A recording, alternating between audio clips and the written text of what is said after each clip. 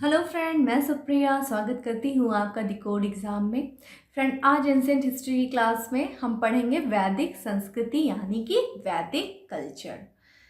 Friend, ये काफ़ी ज़्यादा इंपॉर्टेंट चैप्टर है, काफ़ी ज़्यादा इससे क्वेश्चंस आते हैं। इसमें फैक्चुअल प्लस आपका कॉन्सेप्ट दोनों साथ ही साथ चलेंगे, इसलिए फ्रेंड काफ़ी ध्यान से इस चैप्टर को देखिएगा। तो आइए स्टार्ट करते हैं आज का चैप्टर जो है वैदिक संस्कृति।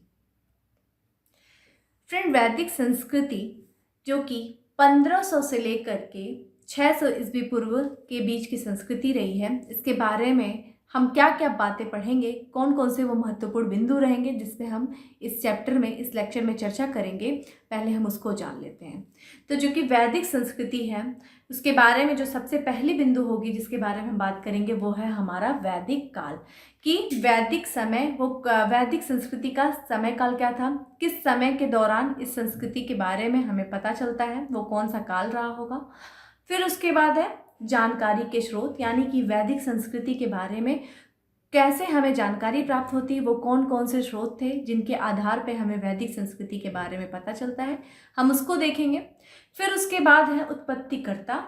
फ्रेंड, वैदिक संस्कृति को जो लोग थे जिन्होंने इस संस्कृति का विकास किया, उसको लेकर के उसके बारे में हम देखेंगे कि कौन से वो लोग थे जिन्होंने इस संस्कृति में अपनी भूमिका, एक महत्वपूर्ण भूमिका निभाई, इस संस्कृति का विकास किया।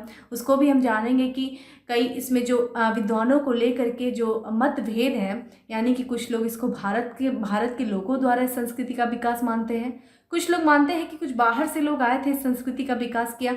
तो जो इतिहासकारों के जो मत में जो भिन्नताएं हैं, उनके आधार पर इसके उत्पत्तिकर्ता को देखेंगे। फिर देखेंगे स्रोत व उनकी विशेषताएं। जो वैदिक संस्कृति के बारे में जो स्रोत मिले हैं, वैदिक संस्कृति जिन जिन स्रोतों के आधार पे हमें पता चलती है, उन स्रोतों के आधार पे और प्लस उनकी विशेषताएं, उनकी क्या क्या विशेषताएं रही, हम उनको भी देखेंगे। और फिर हम लास्ट में देखेंगे वैदिक कालीन सभ्यताएं, जो वैदिक संस्कृति के बारे में जो उनकी जो विभिन्न इकाइयाँ थीं, सामाजिक, राजनीतिक, सांस्कृतिक, आर्थिक, इन विभिन्न इकाइयों के बारे में। और जो कि वैदिक संस्कृति हमारी पूर्व वैदिक और उत्तर वैदिक काल में डिवाइड है, उन दोनों का तुलनात्मक अध्ययन के आधार पे हमें वैदिक कालीन विशेषताओं के बारे में पढ़ेंगे। तो फ्रेंड, जो आज का लेक्चर होगा, जो बेस्ड होगा, उसमें हम जो हमारे आज के चैप्टर में हम पढ़ेंगे वैदिक काल के बारे में पढ़ेंगे, इसका समय काल क्या था। सेकंड, हम पढ़ेंगे जानकारी के स्रोत, कौन कौन से, किस आधार पे हमें इसकी जानकारी मिलती है। उत्पत्तिकर्ता के बारे में देख लेंगे कि किसने क्या कहा, किस इतिहासकार ने कौन से स्थान को बताया कि कहाँ से ये लोग आए थे, या फिर यहाँ के कौन से लोग जिन्होंने वैदिक संस्कृति का विकास किया। और देख लेंगे हम आज की क्लास में कि स्रोत और उनकी विशेषताएं, जो वैदिक संस्कृति के अंतर्गत जो विभिन्न प्रकार के स्रोत हैं, उसमें उनकी क्या विशेषताएं हैं और वो कौन कौन से स्रोत हैं। आज के लेक्चर में हम यही देखेंगे फ्रेंड। नेक्स्ट पार्ट में हम देखेंगे वैदिक कालीन विशेषताएं। फ्रेंड, बहुत ज़्यादा ये भी इंपॉर्टेंट है, इसीलिए हम लोगों ने इसको नेक्स्ट पार्ट में किया है, क्योंकि वो थोड़ा सा अच्छा खासा लेंदी वो चीज़ रहेगी और काफ़ी कॉन्सेप्ट रहेगा उसमें, इसलिए हम उसको एक अलग से उसका चैप्टर, उसका अलग से एक वीडियो बनाएंगे। तो आइए स्टार्ट करते हैं। पहला जो महत्वपूर्ण बिंदु है वैदिक काल के बारे में देख लेते हैं। देखिए, सिंधु संस्कृति के पतन के पश्चात भारत में जिस नवीन संस्कृति का विकास हुआ, उसको क्या कहते हैं, उसको कहते हैं वैदिक काल या वैदिक संस्कृति। फ्रेंड, हमने लास्ट चैप्टर में सिंधु संस्कृति के बारे में पढ़ा था। उस संस्कृति का पतन, जो कि उस संस्कृति का समय काल जो माना जाता है, वो 2300 से लेकर के 1750 के बीच का मध्यकाल माना जाता है। लेकिन उसके जो चरम बिंदु रहता है, जो कि उत्तर हड़प्पा संस्कृति का जो चरम बिंदु हम देखते हैं, वो 1500 के लगभग माना जाता है, और वहीं से अंत जो होता है। और उसके बाद जिस संस्कृति का विकास भारत में माना जाता है, उसे वैदिक संस्कृति कहते हैं। इसीलिए हम यहाँ पे जो सिंधु सभ्यता के, सिंधु संस्कृति के पतन के पश्चात जिस संस्कृति का विकास हम मानते हैं, वो है हमारी वैदिक संस्कृति। तो वैदिक संस्कृति यानी वैदिक संस्कृति का जो काल था, वैदिक काल को देखिए हम दो भागों में बांटते हैं। आपका पहला है आपका ऋग्वैदिक काल, जिसको हम पूर्व वैदिक काल के भी नाम से जानते हैं, क्योंकि पूर्व वैदिक काल के जानकारी का एकमात्र स्रोत ही ऋग्वेदिक है, इसलिए हम पूर्व वैदिक काल को ही ऋग्वैदिक काल के नाम से जानते हैं, जिसका समय काल क्या है, 1500 से लेकर के 1000 ईस्वी पूर्व के बीच माना जाता है। सेकंड है आपका उत्तर वैदिक काल, यानी कि उत्तर बाद का जो वैदिक काल रहा है, उसको हम मानते हैं आपका 1000 से लेकर के 600 ईस्वी पूर्व का समय, यानी कि पूर्व वैदिक काल, जिसे हम ऋग वैदिक काल के भी नाम से जानते हैं, क्योंकि उस काल के जो जानकारी का एकमात्र स्रोत जिस पे हम निर्भर है वो है हमारा ऋग्वेद, और दूसरा है आपका उत्तर वैदिक काल, जिसकी जानकारी हमें 3 वेदों के आधार पे मिलती है, सामवेद, यजुर्वेद और अथर्ववेद। इन तीनों वेदों के आधार पे हमें उत्तर वैदिक काल की जानकारी मिलती है, और उसको हम 1000 से लेकर के 600 ईस्वी पूर्व के मध्य में रखते हैं। फ्रेंड, इन जो दोनों कालों के जो बीच का डिवीज़न है, जो बांटा गया है, उसका आधार क्या है, किस आधार पे हमने इन दोनों काल को बांटा है? देखिए, वो है आपका उत्तर प्रदेश में हमें एटा ज़िला है, वहाँ पे एक अतरंजी खेड़ा नामक स्थान है, वहाँ से हमें बहुत ज़्यादा लोहे के उपकरण मिले थे, लोहे के साक्ष्य मिले थे। उसी के आधार पे हम वैदिक काल को 2 भागों में बांटते हैं, क्योंकि हमें एटा में अतरंजी खेड़ा नामक स्थान से लोहे के साक्ष्य मिले थे। और अगर ये भी एक क्वेश्चन आ जाए कि इसका काल निर्धारण किया किसने था, तो वो किया था आपका विंटर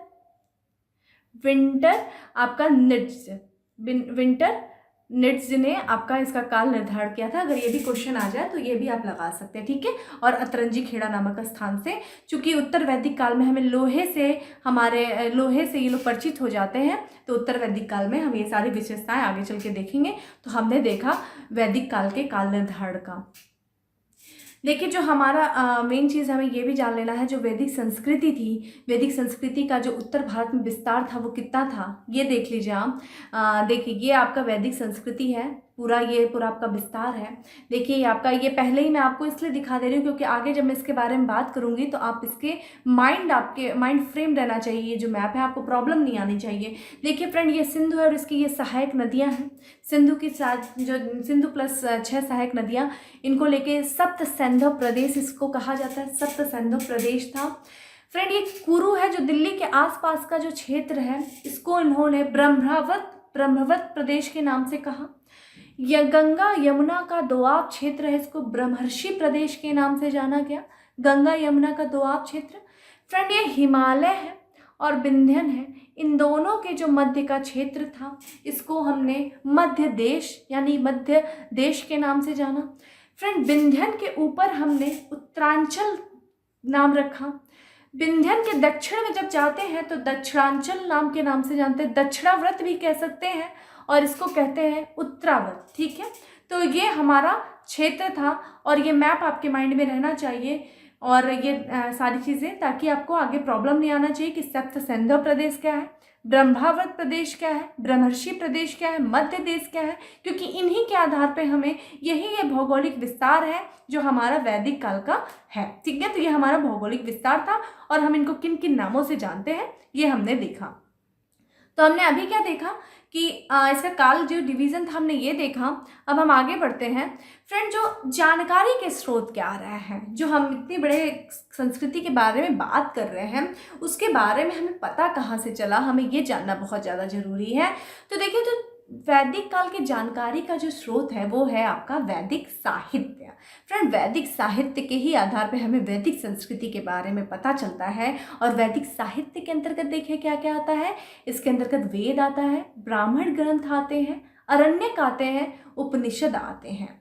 फ्रेंड, हमने लास्ट लेक्चर में जब हम पढ़ रहे थे आपका प्राचीन भारत के ऐतिहासिक स्रोत में, तो हमने ब्राह्मण ग्रंथ के भी बारे में पढ़ा, अरण्यक के भी बारे में पढ़ा था, उपनिषद के भी बारे में पढ़ा था।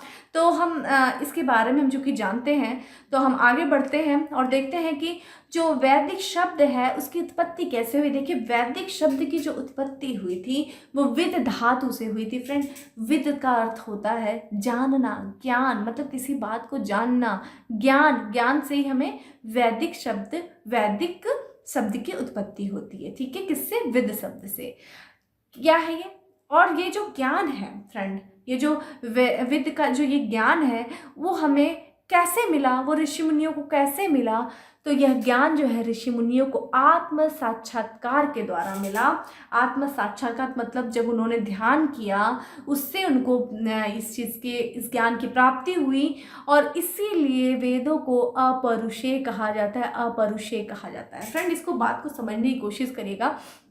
इनका कहने का तात्पर्य ये है कि जो वैदिक जो वैदिक ज्ञान है, जो वैदिक साहित्य है, वो वैदिक उसके बारे में इनको ज्ञान जो प्राप्त होता है वो आत्म साक्षात्कार के द्वारा, यानी कि इन्होंने इस ज्ञान को खुद नहीं लिखा, ये ईश्वर द्वारा लिखा गया था। अपरुषे से तात्पर्य है कि वह ज्ञान जो मनुष्य द्वारा नहीं लिखा गया था, जो ईश्वर द्वारा दिया गया था, उस ज्ञान को अपरुषे कहा गया।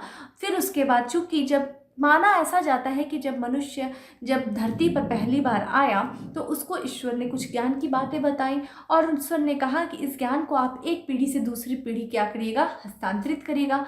लेकिन उस समय क्या हुआ कि मनुष्यों को लिपियों का ज्ञान था नहीं, तो उन्होंने उस ज्ञान को एक पीढ़ी से दूसरी पीढ़ी तक सुना करके और या तो कंठस्थ करा करके एक पीढ़ी से दूसरी पीढ़ी तक उसको हस्तांतरित किया। और यही कारण है कि वैदिक साहित्य को, यानी कि वैदिक साहित्य को हम श्रुति साहित्य के भी नाम से जानते हैं। क्या कारण है कि वैदिक साहित्य को हम श्रुति साहित्य के नाम से जानते हैं?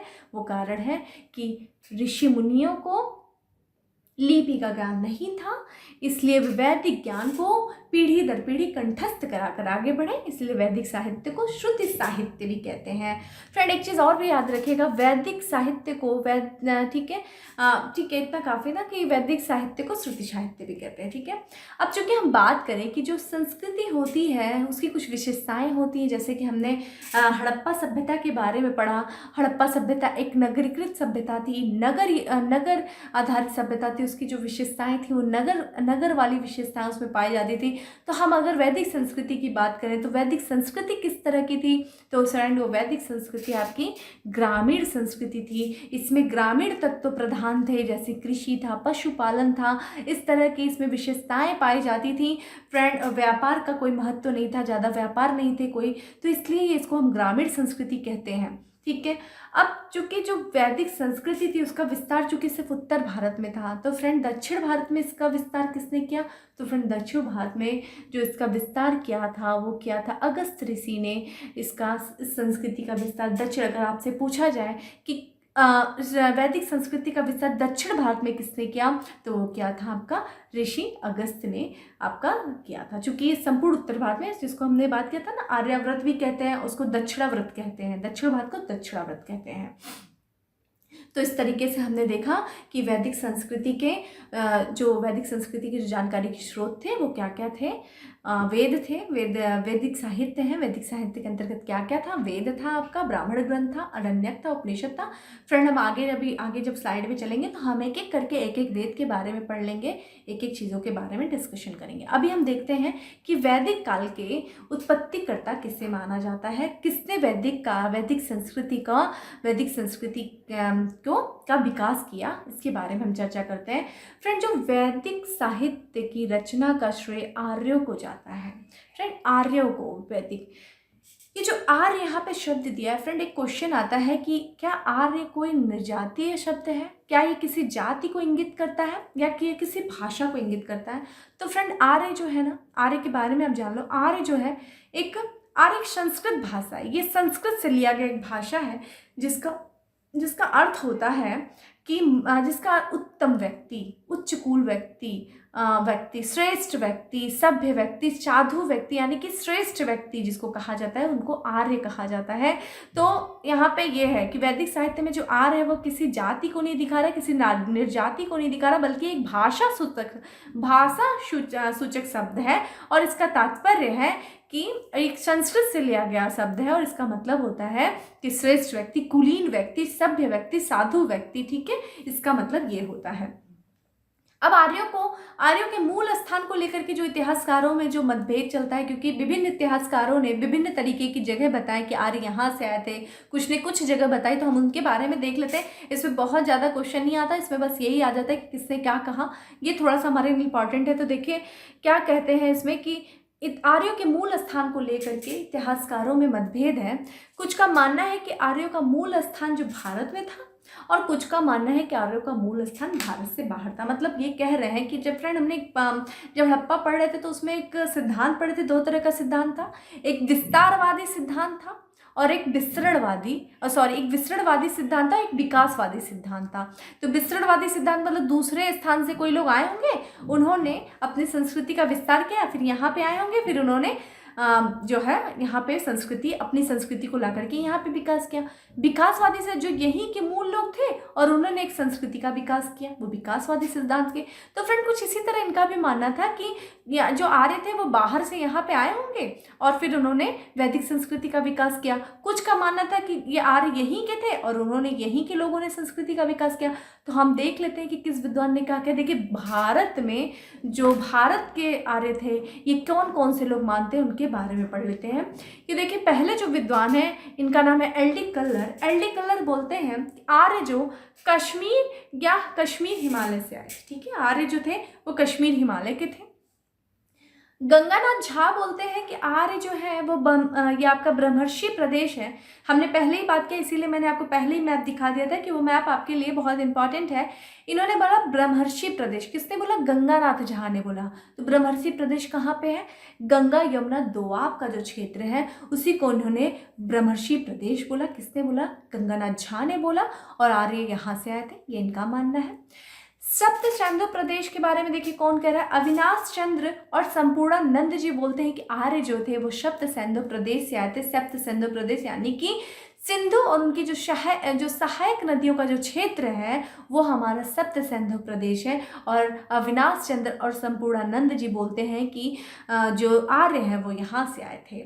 और देखिए राजबली पांडे जी क्या बोलते हैं कि ये मध्य देश से आए थे। फ्रेंड हमने आपको दिखाया ना, मध्य देश हिमालय और विंध्याचल पर्वत को ही विस्तार माना गया है। उत्तर का विस्तार जो है वो आपका हिमालय है और दक्षिण में विंध्याचल सीमा के बीच के जो क्षेत्र को हम मध्य देश बोलते हैं। और हम बोलते हैं कि आर्य जो है ये मध्य देश से आए थे। कौन बोलते हैं? राजबली पांडे जी बोलते हैं। तो ये देखा हमने जो भारत से आए हुए आर्यों के बारे में जिन विद्वानों का मत था। अब कुछ लोग बोलते हैं कि नहीं, आर्य तो बाहर से आए थे, वो भारत के बाहर से आए थे और उन्होंने आकर के यहाँ पे वैदिक संस्कृति का विकास किया। तो अब वो लोग कौन थे? तो फ्रेंड जो वो लोग थे देखिए उसमें से एक का ये आपका अल्डेनबर्ग है, किल है। एडवर्ड मेयर बोलते हैं कि आर्य जो है पामीर के पठार से आए थे। फ्रेंड पामीर का पठार आपका देखेंगे आप तिब्बत में है। तो उनका मानना है कि ये एल्डनबर्ग है, किल है, एडवर्ड मेयर है, ये बोलते हैं कि आर्य जो थे पामीर के पठार से आए थे। अफगानिस्तान, इसको देविका प्रदेश भी बोलते हैं। तो देविका प्रदेश से बोलते हैं। डीएस द्विवेदी बोलते हैं कि जो आर्य थे वो देविका प्रदेश से आए थे, अफगानिस्तान में है, जो कि उन्होंने यहाँ पे आकर के वैदिक संस्कृति का विकास किया। दयानंद सरस्वती और पजिटजर जी बोलते हैं कि आर्य जो है तिब्बत क्षेत्र से आए थे, तिब्बत, और उन्होंने यहाँ पे आकर के जो ग्रामीण संस्कृति जो कि वैदिक संस्कृति का विकास किया। दक्षिण रूस कौन मानता है? नेहरिंग बोलते हैं कि वो लोग दक्षिणी रूस के थे आर्य और वो यहाँ पे आए थे। फ्रेंड जो सर्वाधिक मान्य है वो मैक्स मुलर के द्वारा दिया गया जो मत है वो सर्वाधिक मान्य है। मैक्स मुलर बोलते हैं आर्य जो है वो मध्य एशिया यानी कि बैक्टीरिया के यहाँ से आते हैं। मध्य एशिया में हम 5 देशों को देखते हैं, जैसे कि आपका तुर्कमेनिस्तान है, किर्गिस्तान है, उज्बेकिस्तान है, कजाकिस्तान है, और ये सारे जो तान हैं पाँचों वो आपके आ जाते हैं आपका मध्य एशिया में। और यही इस समय चूँकि सर्वाधिक मान्य, अगर आपसे क्वेश्चन आ जाए कि मैक्स मुलर ने कौन से देश को, कौन से क्षेत्र को आर्यों का क्षेत्र बोला था वहाँ से आए, तो आपका मध्य एशिया। अगर बैक्टीरिया आ जाए तो वो भी है, और कुछ इसी तरह मैच द फॉलोइंग आ जाए तो इस तरह। तो हमने देखा कि वैदिक काल के उत्पत्तिकर्ता में कितना जिन विद्वानों ने जो क्षेत्र बताया हमने उसके बारे में देख लिया। अब नेक्स्ट बढ़ते हैं। अब देखते हैं कि इतनी बड़ी जो संस्कृति है, जो एक ग्रामीण संस्कृति, उसकी जानकारी के स्रोत हमें कहाँ से मिलते हैं। तो फ्रेंड देखिए, हमें जो वैदिक काल की जानकारी के स्रोत के जो इसके अंतर्गत 2 स्रोतों को हम सम्मिलित करते हैं। हमने पुरातात्विक स्रोत आर्कोलॉजिकल सोर्सेज है, और आपका दूसरा है साहित्यिक स्रोत यानी कि लिटरेरी सोर्सेज है। तो ये हमारे लिए इन 2 स्रोतों के आधार पे हम अपने वैदिक संस्कृति के बारे में जानते हैं। तो फ्रेंड जो हमारा पुरातात्विक स्रोत के अंतर्गत देखिए क्या था, अभिलेख है एंड मृदभांड। अभिलेख, ठीक है, अभिलेखों के आधार पे और मृदभांडों के आधार पे हमें कुछ वैदिक संस्कृति के बारे में जानकारी मिलती है। तो देखिए अभिलेख में क्या क्या है देख लेते हैं कि देखिए अभिलेखों के माध्यम से हमें वैदिक काल की जानकारी मिलती है। तो क्वेश्चन आएगा वो कौन से अभिलेख थे। तो देखिए जो पहला अभिलेख है जिसके आधार पे हमें वैदिक काल की जानकारी मिलती है वो है एशिया माइनर अभिलेख, जिसे हम बगुज गोई अभिलेख के नाम से जानते हैं। और ये किस ईसा पूर्व का है? ये 1400 ईस्वी पूर्व का ये अभिलेख है। देखिए इसमें एक बात किया गया है कि इसमें वैदिक संस्कृति के जो 4 देवता थे, इनका नाम इंद्र है, वरुण है, मित्र है, नासत्य है, जिसको अश्विनी देवता, ये चिकित्सा के देवता थे। इन 4 देवताओं के बारे में इसके चर्चा की गई है। फ्रेंड, जैसे कि हमने इसके बारे में पहले भी बात किया था, ये अभिलेख तुर्की में है, एशिया माइनर, ये जो जगह है एशिया माइनर तुर्की में है। फ्रेंड, इसमें बात किया गया था, हमने बताया था ना आपको कि यहाँ पे 2 कबीले थे, एक आपका हित्ती कबीला था, एक आपका मितानी कबीला था। ये दोनों कबीले आपस में बहुत ज़्यादा युद्ध किया करते थे। तो फ्रेंड, इन कबीलों ने काम किया कि बाद में जब युद्ध करते करते ये थक गए, तो इन्होंने इन 4 देवताओं को साक्षी मान करके कसम खाई कि भविष्य में हम किसी भी तरह का युद्ध नहीं करेंगे। और ये जो 4 देवता थे वो आपके वैदिक देवता थे, जो कि इंद्र थे, वरुण थे, मित्र थे और नासत्य थे।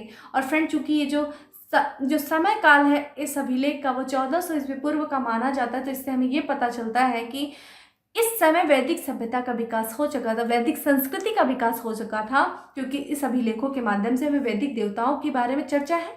तो क्वेश्चन यहाँ से भी आता है कि एशिया माइनर अभिलेख में किन देवताओं की चर्चा की गई है, और ये सारे 4 देवताओं के आपको नाम याद होना चाहिए, इंद्र, वरुण और आपका मित्र, नासत्य। कभी कभी उसमें अग्नि दे देता है, अग्नि, जो कि गलत होगा आंसर, तो ध्यान रखिएगा। दूसरा अभिलेख देखिए, कस्सी का अभिलेख। कस्सी का अभिलेख हमें ईरान से प्राप्त हुआ है और ये 1600 ईस्वी पूर्व का अभिलेख है। फ्रेंड, इसमें एक बात किया गया था कि जो ईरानी आर्यन है ना, उनकी कुछ शाखा जो थी वो भारत की तरफ गई थी। तो इससे ये पता चलता है कि कुछ ईरानी यहाँ पे आए थे और ये भारत की तरफ आए थे। ठीक है, तो ये कस्सी का अभिलेख अगर पूछे कहाँ का है, तो ये ईरान से रिलेटेड है। किसकी जानकारी देता है हमें? ये आर्यों के बारे में जानकारी देता है और ये वैदिक संस्कृति से जुड़ा हुआ है। और अगर ये पूछ दे कि किस ईस्वी पूर्व का है, तो देखिए ये 1600 ईस्वी पूर्व का ये अभिलेख है। ठीक है, नेक्स्ट बढ़ते हैं फ्रेंड।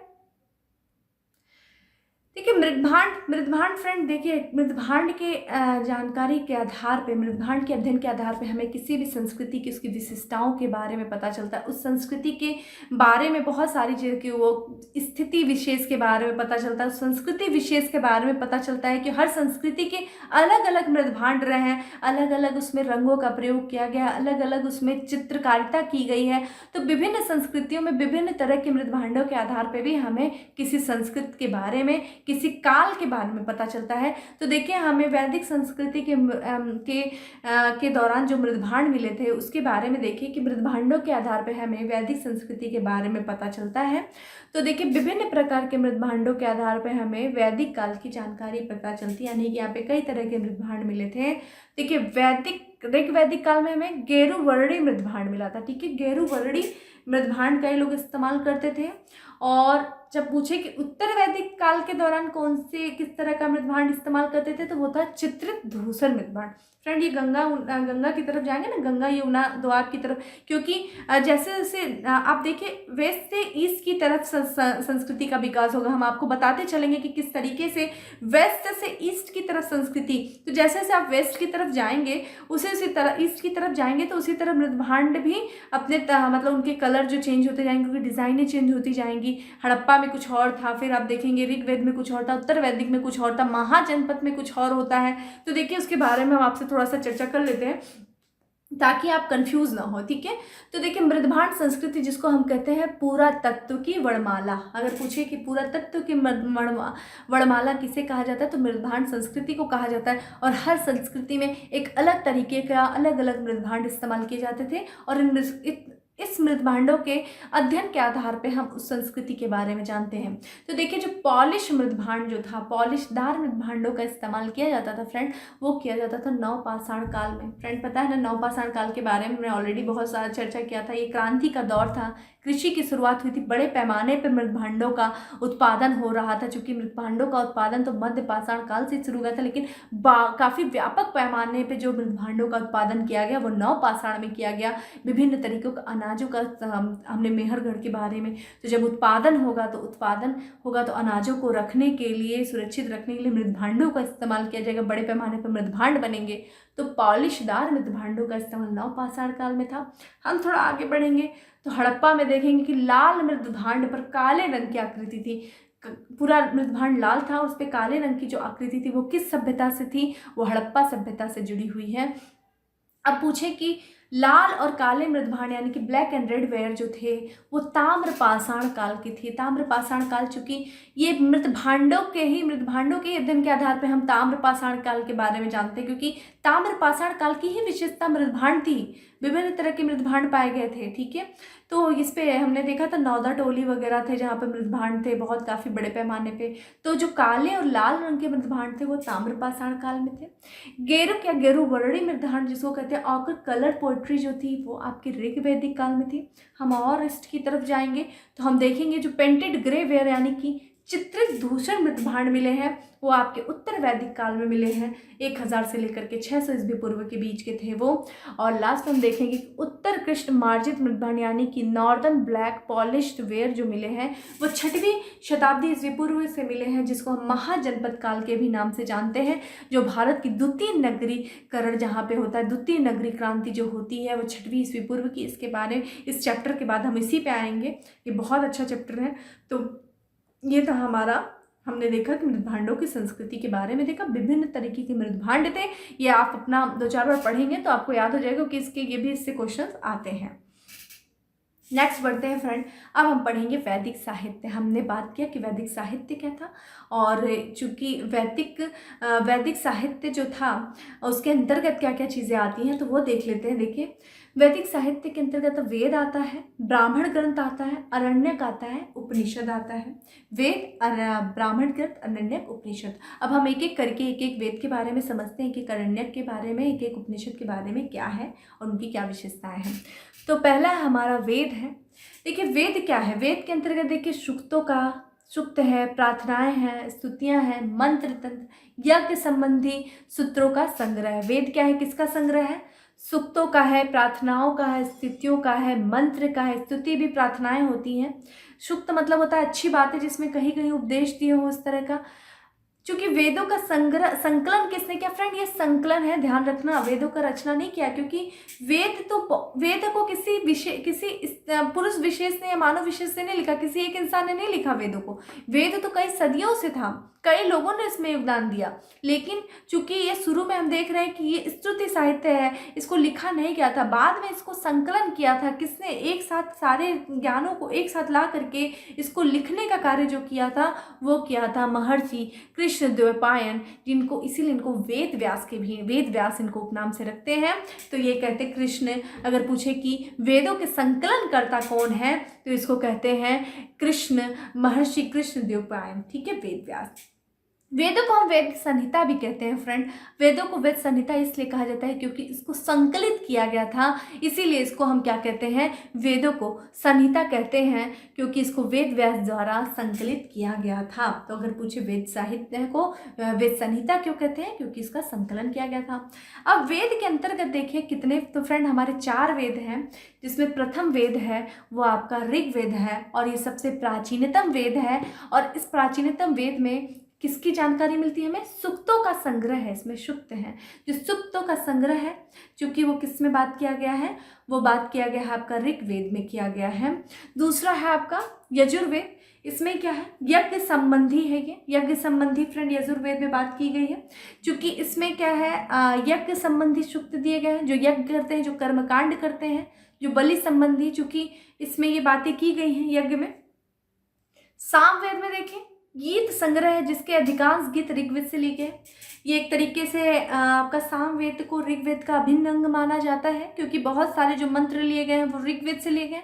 और एक गीतों का संग्रह है, जब हम यज्ञ हो रहा होता है तो उस दौरान जो गीत गाए जाते हैं उन गीतों का जो संकलन किया गया है वो हमारा सामवेद में किया गया है।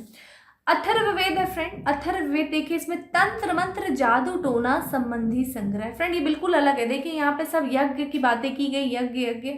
फ्रेंड ये जो 3 है आपका ऋग्वेद, यजुर्वेद और सामवेद, फ्रेंड इसको हम बोलते हैं वेद त्रयी के नाम से जानते हैं, वेद त्रयी। ठीक है, वेद त्रयी के अंतर्गत देखिए 3 वेद आते हैं।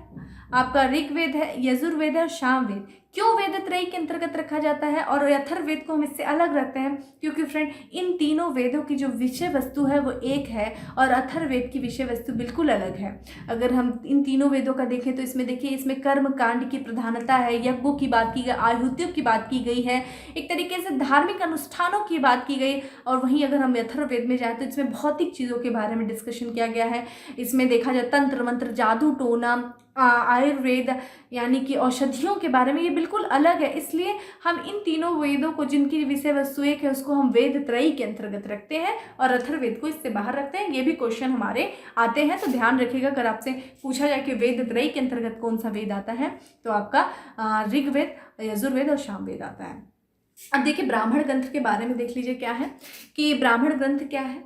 देखिए वेदों को जनमानस तक सरल व सुबोध तरीके से पहुंचाने का एक तरीका है।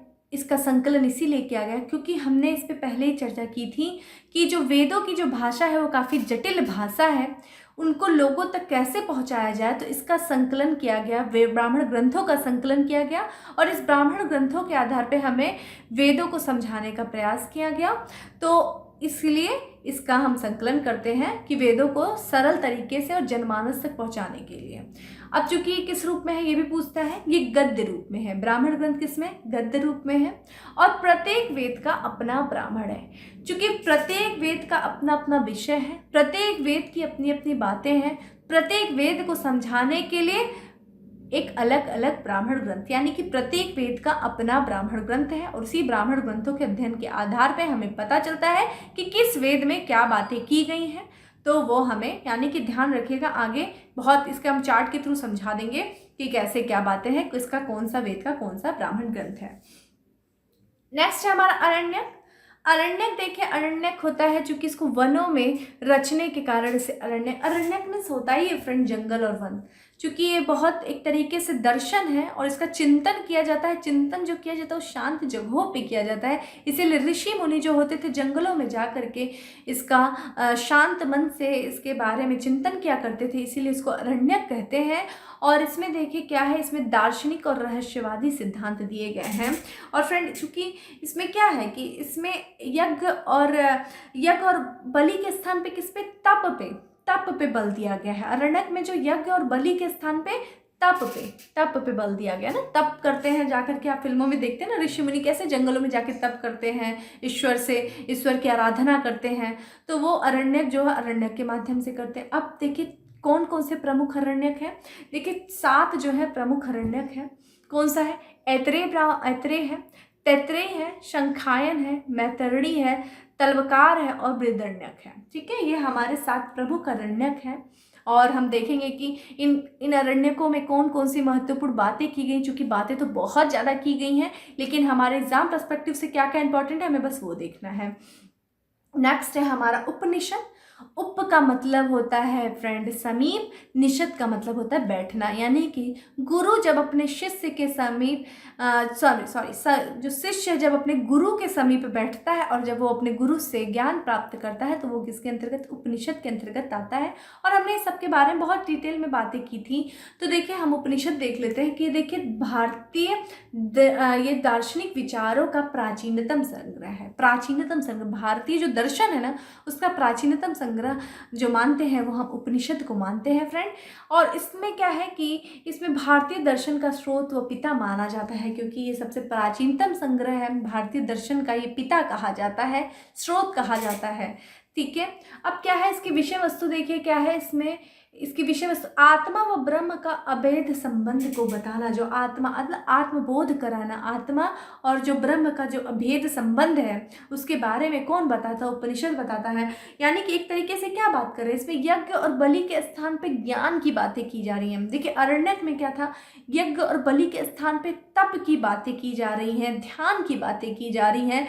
वहीं उपनिषद देखेंगे तो तप और बलि के स्थान पे क्या, यज्ञ और बलि के स्थान में क्या बातें कर रहे हैं? ज्ञान की, यानी कि ज्ञान मार्गी है, ये ज्ञान मार्गी है, कर्मकांडों पर विश्वास नहीं करती है, ये ज्ञान मार्गी बातें करती है। कौन? उपनिषद जो है ज्ञान मार्गी है, दर्शन है और ये कर्मकांड की अपेक्षा ज्ञान मार्ग पर बल देता है। अब देखिए, एक उपनिषद है मुक्तिका उपनिषद। मुक्तिका उपनिषद के अनुसार जो उपनिषदों की संख्या है वो कितनी है, 108 है। और ये जो 108 संख्या है वो किससे संबंधित है, वेदों से संबंधित है। ठीक है, वेदों से। अब देख लेंगे कि कौन से वेद क्या थे। चूंकि 108 वेद तो हम नहीं पढ़ सकते, हम बस अपने इंपॉर्टेंट वेद पढ़ेंगे। सॉरी, उपनिषद तो हम नहीं पढ़ सकते जो 108 है। तो हमारे लिए जो इंपॉर्टेंट है उसको बस थोड़ा देखेंगे कि देखिए 10 उपनिषद है जिसमें आदि गुरु शंकराचार्य ने भाष्य लिखा, भाष्य मतलब कमेंट लिखा था। तो आदि गुरु भाषा, वो 10 उपनिषद कौन से ये देख लीजिए। एक ईश है, केन है, कट है, प्रश्न, मुंडक, मांडुक्य। ये बहुत इंपॉर्टेंट है, मुंडक हो जाएगा, मांडुक्य हो जाएगा। कभी कभी कंफ्यूज भी करता है। जैसे सत्यमेव जयते जो था, जो कि हमारे राज्य चिन्ह में लिखा हुआ है, सत्यमेव जयते, सत्य की ही विजय होती है। तो वो किससे लिया गया, कौन से उपनिषद, तो मुंडक उपनिषद से। मांडुक्य नहीं है, और ऑप्शन में दोनों आ जाते हैं, लोग कंफ्यूज हो जाते हैं, इसलिए मुंडक उपनिषद है। बृहदण्यक है, बृहदण्यक, ठीक है।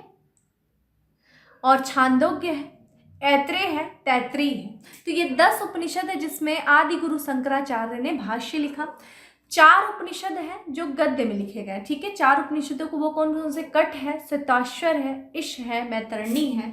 ये 4 उपनिषद है जिसको हमने गद्य में लिखा।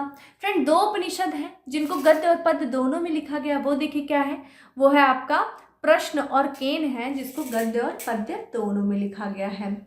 नेक्स्ट है हमारा, देखिए छांदोग्य। सबसे प्राचीनतम अगर पूछे कि उपनिषद कौन सा है, वो आपका छांदोग्य है।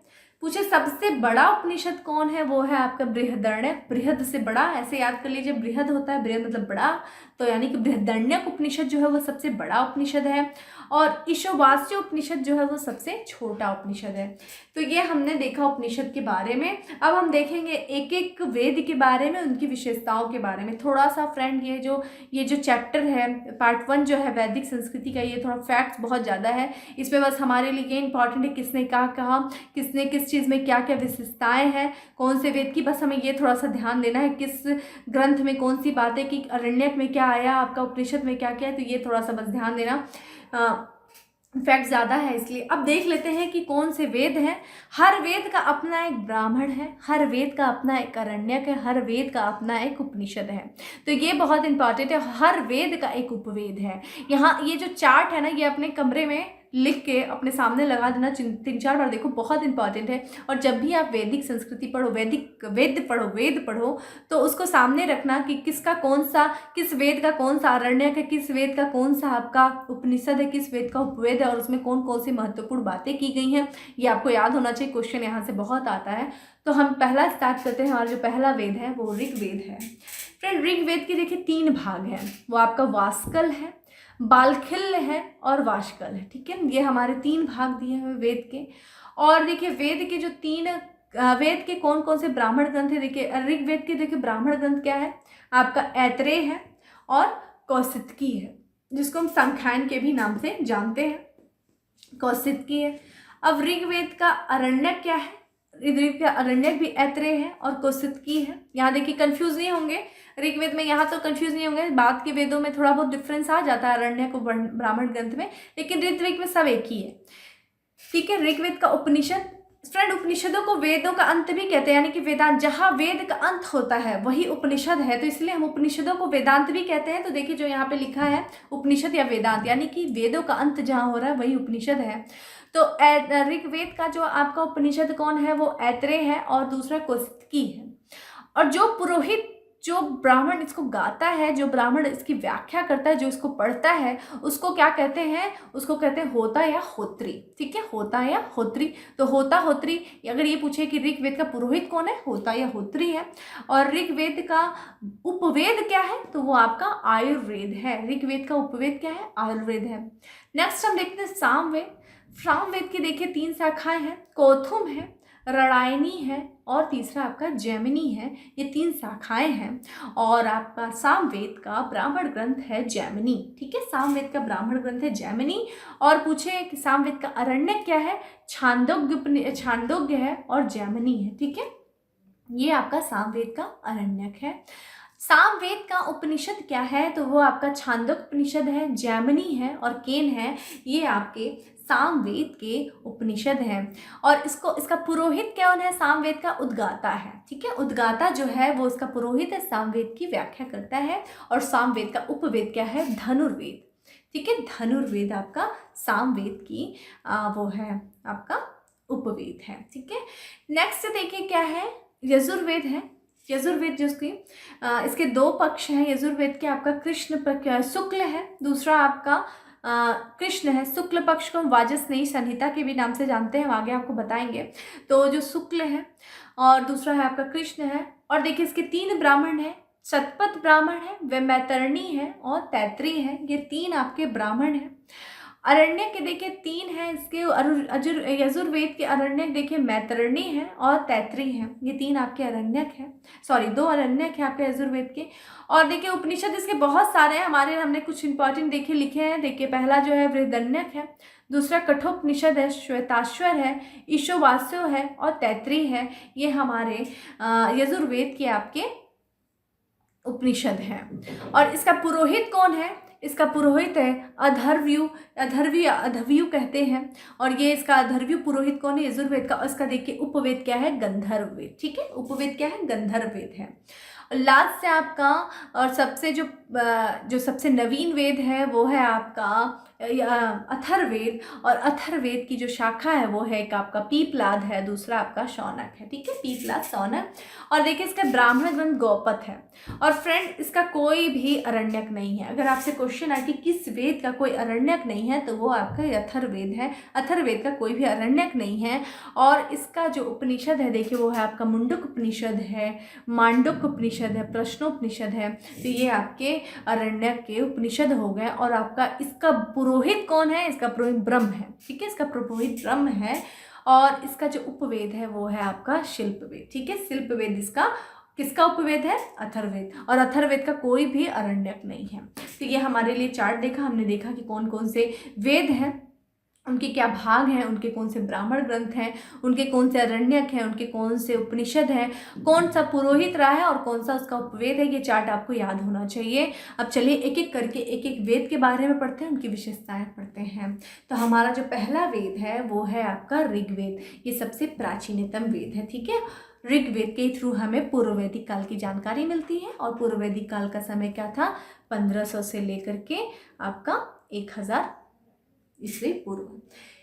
ठीक है, देखिए इसमें बात की कि इसमें विभिन्न देवताओं की स्तुति व प्रार्थना में गाए गए मंत्रों का संग्रह है। जो हम प्रार्थना करते हैं देवताओं के आगे, जो देवियों के आगे, उसमें जो प्रार्थनाएं हैं, स्तुतियां हैं, वो किसमें किया गया उसका संग्रह? वो हमारा ऋग्वेद में किया गया है।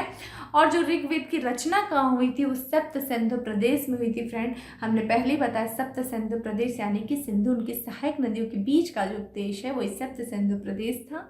और इसके संकलन किसने किया था ऋग्वेद का? वो किया था कृष्ण द्वैपायन वेद व्यास जी द्वारा इसका संकलन किया गया था।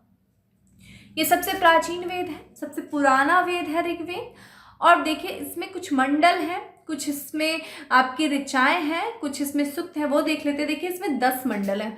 फ्रेंड बहुत इंपॉर्टेंट है 10 मंडल में। कुछ मंडलों में जो महत्वपूर्ण बातें लिखी गई हैं, जिससे क्वेश्चन आ चुके हैं, ध्यान से देखिएगा। इसके 10 मंडल है, ये भी क्वेश्चन आता है कितने मंडल हैं? 10 मंडल है। और कितने सूक्त हैं इसमें, कितनी प्रार्थना? इसमें 1028 सूक्त है फ्रेंड। 1000। और पता है एक जो सूक्त है, एक सूक्त जो है वो 3 से लेकर के 300 मंत्रों के बीच में है। एक सूक्त के अंदर कितने मंत्र दिए हैं? 3 से लेकर के 300 लगभग मंत्र दिए, यानी कि समझे कितने सारे मंत्र हैं। और यही रीजन है जो मंत्रों की संख्या देखिए 10,580, कहीं कहीं पे 10,476 ऐसे भी दिए रहते हैं। लेकिन नियर अबाउट जो ये है कि 10,580 जो मंत्र दिए हैं वो किसमें है? आपके ऋग्वेद, यानी कि ऋग्वेद के 10 मंडल है, 1028 सूक्त है और 10,580 जो आपके मंत्र हैं। और एक सूत्र में कितने मंत्र दिए हैं? लगभग 3 से लेकर के 300 के बीच में मंत्र दिए हैं। और ये जो मंत्र हैं फ्रेंड, इसमें देखिए ये आपके मंत्र देखिए कितने हैं। इसमें 1017 जो है वो आपका मौलिक है और 11 जो है आपके बालखिल्य जो है ये आपके मंत्र दिए हैं। और जो प्रत्येक मंत्रों की जो शुरुआत की जाती है वो अग्नि देवता की उपासना से प्रारंभ की जाती है। अगर आपसे पूछें कि ऋग्वैदिक मंत्रों की शुरुआत जो है किस देवता के उपासना से की जाती है, तो वो है आपके अग्नि देवता की उपासना से प्रत्येक मंत्र की शुरुआत होती है। अग्नि का बहुत महत्व है यहाँ पे। देखिए 10 मंडल, ये जो 10 मंडल है इसको देखिए 2 से 7 मंडल जो है सबसे प्राचीन है फ्रेंड। चूंकि 10 मंडल दिए हैं, 10 मंडल में 2 से लेकर के जो 7 मंडल है वो सबसे प्राचीन है और इसको कहते हैं ऋषि मंडल, वंश मंडल या गोत्र मंडल। अब इसे ऋषि मंडल या वंश मंडल या गोत्र मंडल क्यों कहते हैं फ्रेंड? इसका ये मानना है कि जो ये 2 से लेकर जो 7 मंत्रों जो मंडलों का जो संकलन हुआ, जो लिखा था, वो माना जाता है किसी एक ही ऋषि मुनि या किसी एक ही मनुष्य के परिवारों द्वारा संकलित किया गया था। इसीलिए इसको गोत्र, एक ही गोत्र के एक ही वंश के परिवार के द्वारा इसका संकलन किया गया था 2 से लेकर के 7 तक के मंत्रों का जो है मंडलों का, इसलिए इसको गोत्र मंडल, वंश मंडल या ऋषि मंडल कहते हैं। और जो बचे हुए आपके बाकी के मंडल जिसमें 1 है, 8, 9 और 10, ये आपके बाद में जोड़े गए थे, जिसमें 10वां जो है वो आपका सबसे नवीन मंडल है। तो हमने ये चीज़ देखी। नेक्स्ट देखते हैं, अब एक मंडल देख लेते हैं और उसके कौन से रचयिता थे ये देख लेते हैं, और थोड़ा बहुत कुछ इंपॉर्टेंट जो हमारे कुछ मंडलों में कुछ बातें की गई हैं वो थोड़ा सा इंपॉर्टेंट है, उसको देख लेंगे। देखिए जो प्रथम मंडल है उसके देखिए जो रचयिता है वो है आपके मधुच्छंदा है, दीर्घतमा है और अंगीरा है। ये आपके प्रथम मंडल से जुड़े हुए हैं। द्वितीय मंडल है आपका ये आपका ग्रीष्मदत्त भार्गव ने द्वितीय मंडल का आपका रचना किया था। तृतीय मंडल मोस्ट इम्पॉर्टेंट, क्योंकि यहाँ देखिए विश्वामित्र जी द्वारा इसमें जो गायत्री मंत्र लिखा गया है का उल्लेख हमें, जो हम गायत्री मंत्र गाते हैं देवी मतलब सविता देवी के नाम पे, जो कि सूर्य देवता से रिलेटेड है, सविता को समर्पित है। और ये आपकी गायत्री मंत्र जो है जिसको विश्वामित्र ने लिखा था वो हमें तृतीय मंडल में मिलता है। अगर क्वेश्चन है कि गायत्री मंत्र का उल्लेख हमें किस मंडल में, तो तृतीय मंडल में मिलता है। नेक्स्ट है इंपॉर्टेंट हमारा चतुर्थ मंडल फ्रेंड, बहुत है इसमें इंपॉर्टेंट ये चतुर्थ, क्योंकि इसमें कृषि संबंधी प्रक्रिया दी गई है, कृषि संबंधी, और ये वामदेव द्वारा इसका संकलन किया गया था। ठीक है, चतुर्थ मंडल का। फिर उसका देखिए पंचमंडल है जिसको अत्रि द्वारा संकलन किया गया। षष्ठम मंडल देखिए भारद्वाज, ऋषि भारद्वाज द्वारा षष्ठम मंडल का। सप्तम मंडल बहुत ज़्यादा इंपॉर्टेंट है फ्रेंड। सप्तम मंडल जो वशिष्ठ जो पुरोहित एक वशिष्ठ थे, इसमें देखिए 10 राज युद्ध का वर्णन, बहुत इंपॉर्टेंट फ्रेंड है, इसके बारे में थोड़ा सा बात कर लेते हैं। देखिए ये जो परशुराणी नदी है उसी के तट पे ये परशुराणी, जिसको रावी नदी के तट पे बोलते हैं, रावी नदी के तट पे इस 10 राग युद्ध का वर्णन हुआ था। सुदास थे, राजा सुदास थे जो भरत वंश के थे, जिसको त्रिशु वंश के भी नाम से जानते हैं। राजा जो सुदास थे उनके जो पुरोहित थे जिनका नाम था विश्वामित्र था, राजा सुदास ने विश्वामित्र जी को उनके स्थान से हटा करके जो वशिष्ठ थे जो उनको पुरोहित बना दिया। राजा जो पुरोहित जो विश्वामित्र थे उनको इस बात का बहुत बुरा लगा और उन्होंने क्या किया, जो राजा सुदास के जो विरोधी अन्य राजा थे, जिसमें से 5 आर्य थे और 5 अनार्य थे, इनका यानी कि 10 राजाओं का इन्होंने 10 राजाओं को इकट्ठा किया और जो सुदास थे, सुदास को उन्होंने एक तरीके से चुनौती दे दिया और ये एक तरीके का युद्ध हुआ जिसमें सुदास जो थे विजयी होते हैं। चूंकि वो भरत वंश से थे इसलिए कहा जाता है भरत वंश के आधार पर भारत नाम भी पड़ा था। तो इसलिए 10 राग जो युद्ध हुआ था ये बहुत इंपॉर्टेंट है, जिसमें से हम बात कर लेंगे कि 5 आर्य राजा कौन थे, 5 जो अनार्य राजा कौन थे, ये सारी चीज़ें बहुत इंपॉर्टेंट है। तो ये 10 राग युद्धों के बारे में हमने पढ़ा। वरुण का उल्लेख है, वरुण जो इसको झंझावत के देवता, जिसको नैतिक मूल्यों के देवता माना जाता है, तो वरुण का उल्लेख हमें किसमें मिलता है, वो सप्तम मंडल में मिलता है फ्रेंड। नेक्स्ट हमारा अष्टम मंडल जो कण्व ऋषि व अंगिरस है, ये बहुत ज़्यादा इंपॉर्टेंट नहीं, हमारे लिए इंपॉर्टेंट ये था, हमारे लिए इंपॉर्टेंट ये था। नवम मंडल बहुत इंपॉर्टेंट है, देखिए यहाँ पे पवमान अंगिरा ने इसको लिखा था और इसमें सोम का वर्णन है फ्रेंड, सोम रस। ठीक है, सोम रस, ये जो हिमालय की चोटी है मूजवंत पर्वत पे इसका सोम रस ये प्राप्त होता है। तो यानी कि सोम देवता को समर्पित कौन सा मंडल है, वो नवम मंडल है, जिसमें सोम रस के बारे में, सोम के बारे में बात किया गया। और सोम रस कहाँ से प्राप्त, मूजवंत पर्वत से, हिमालय की चोटी थी वहाँ। 10वां मंडल बहुत इंपॉर्टेंट है क्योंकि इसमें देखिए बात किया गया है कि शुद्ध सुक्तिका का है। इसमें पुरुष सूक्त के बारे में बात किया, नदी सूक्त, पुरुष सूक्त से हमें वर्ण व्यवस्था के बारे में पता चलता है, अभी हम चर्चा करेंगे। नदी सूक्त के बारे में, विवाह सूक्त का वर्णन किसमें मिलता है? सब 10वें मंडल में मिलता है। हमने इन 10 मंडलों को देखा। अब देखते हैं कि आगे क्या है। अब कुछ इंपॉर्टेंट चीज़ें हैं जिसके बारे में बात कर लेते हैं। तो देखिए, जो चतुर्थ मंडल है उसमें कुछ निम्नलिखित बातों का उल्लेख हुआ है। चतुर्थ मंडल में उसमें बात किया है कि इस मंडल में 57वें सूक्त में कृषि के लिए 24 मंत्रों का उल्लेख है। फ्रेंड देख रहे हैं, कृषि के लिए, चूंकि हमें पूर्व वैदिक काल के बारे में सिर्फ ऋग्वेद से पता चलता है, ऋग्वेद से। और ऋग्वेद के 10 मंडल है। 10 मंडल में देखा जाए और कितने कितने इसमें लगभग 580 समथिंग इसमें मंत्र दिए हुए हैं। और 10,580 मंत्रों में से 24 मंत्र हमारे कृषि से जुड़े हुए। ये क्या इंडिकेट कर रहा है? ये क्या बता रहा है? ये बता रहा है कि उस समय पूर्व वैदिक काल में कृषि का जो है, कृषि एक तरीके से कृषि का महत्व ज़्यादा नहीं था। यहाँ पे कृषि के बारे में इतनी ज़्यादा बातें नहीं की गई है। इससे वहाँ के पूर्व वैदिक काल के बारे में हमें सामाजिक चीज़ों के बारे में पता चला है कि वहाँ पे कृषि का महत्व नहीं था। ये सब ध्यान रखिएगा जब हम आगे चर्चा करेंगे एक एक इकाइयों के बारे में, तो यही सब पॉइंट हम इसको वहाँ से रिलेट करेंगे। तो 57वें सूक्त में कृषि के लिए लगभग सिर्फ 24 मंत्र का उल्लेख दिया है। अब इसमें 3 राजाओं के बारे में बात की गई है। 3 राजाओं के द्वारा जो 3 मंत्र लिखे गए थे वो राजा कौन थे? तासदयु थे, अजमड़ी थे और पुरमीर थे। ये आपके 3 राजाओं ने 3 मंत्र लिखे थे। अब देखिए नेक्स्ट क्या है। नेक्स्ट बात कर रहे हैं कि 10वें मंडल के पुरुष सूक्त में चतुर्वर्ण व्यवस्था का उल्लेख। देखिए 4 वर्ण व्यवस्था है। कौन से? ब्राह्मण, क्षत्रिय, वैश्य, शूद्र का प्रथम बार उल्लेख है। ठीक है, इसमें यही माना जाता है कि एक विराट पुरुष के मुख से जो ब्राह्मण है, उसके भुजाओं से क्षत्रिय है, उसके उग्र से शूद्र है और उसके पैरों से वैश्य है। इन 4 भुजाओं से क्या होता है? वर्ण व्यवस्था के बारे में। और फ्रेंड जब बात करेंगे ऋग्वैदिक काल में तो इसी वर्ण व्यवस्था के बारे में बात करेंगे कि इस समय क्या था कि ये वर्ण व्यवस्था कर्म आधारित होती है। जब हम उत्तर वैदिक काल में जाएंगे तो ये वर्ण व्यवस्था जन्म आधारित हो जाएगी। तो ये बहुत इंपॉर्टेंट है। तो 4 वर्णों के बारे में हमें जो सबसे पहले पता चलता है वो कहाँ पता चलता है? वो पता चलता है 10वें मंडल के पुरुष सूक्त में। ठीक है, ऋग्वेद के 10वें मंडल के पुरुष सूक्त में हमें 4 वर्ण व्यवस्थाओं के बारे में पता चलता है।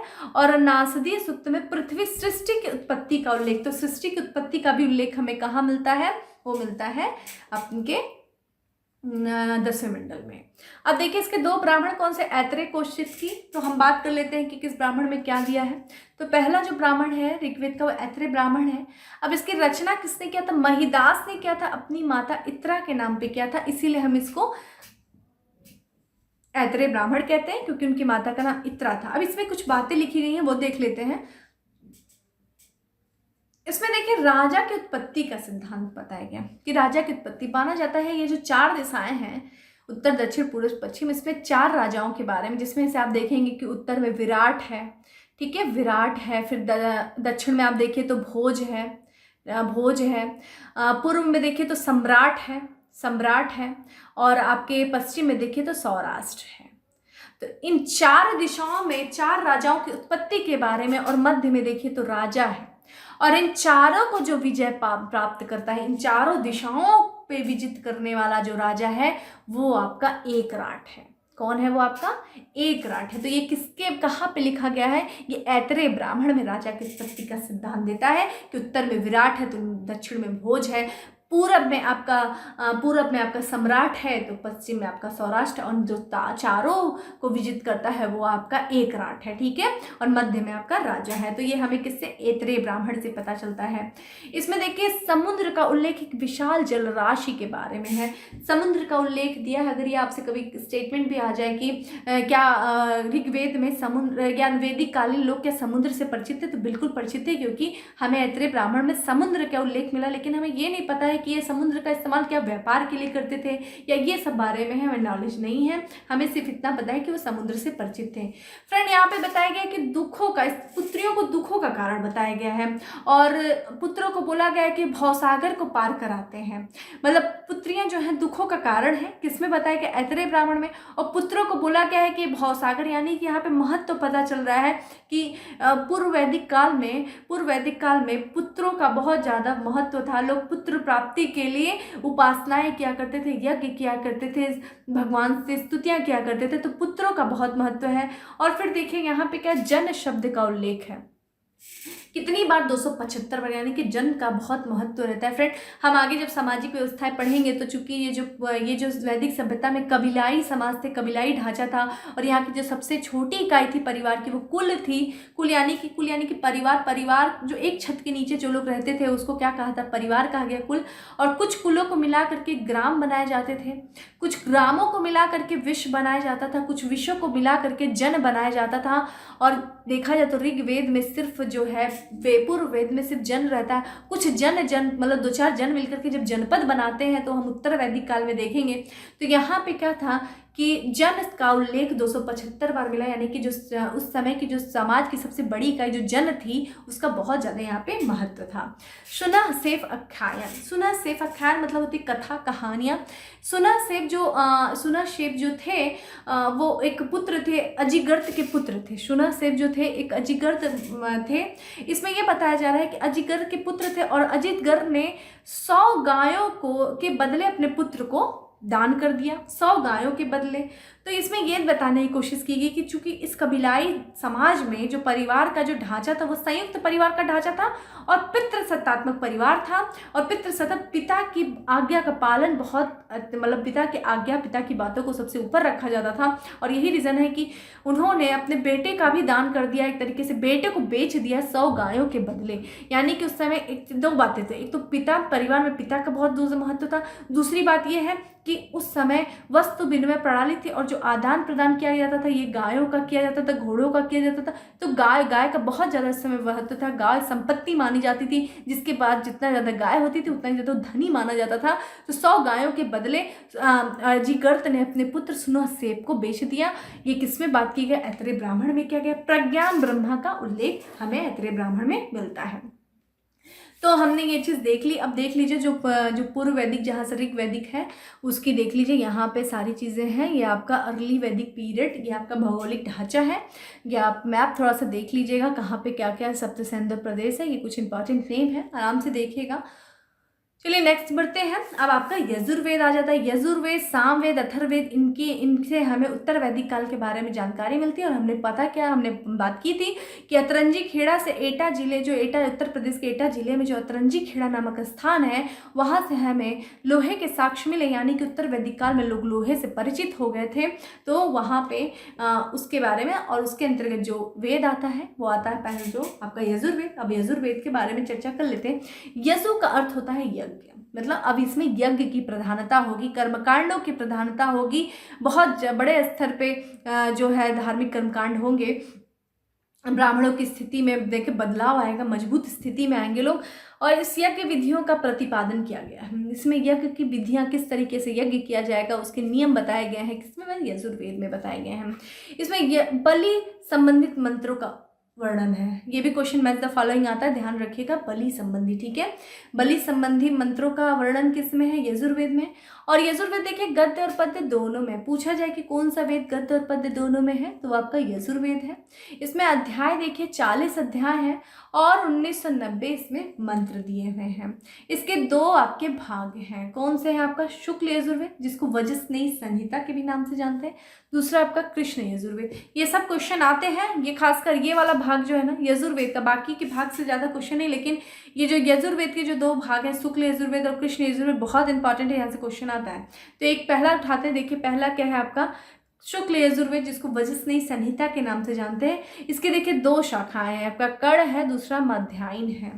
ये पद्य में लिखा गया है, ठीक है, पद्य में। चूंकि यजुर्वेद गद्य और पद्य दोनों में है तो शुक्ल यजुर्वेद गद्य पद्य में लिखा गया है।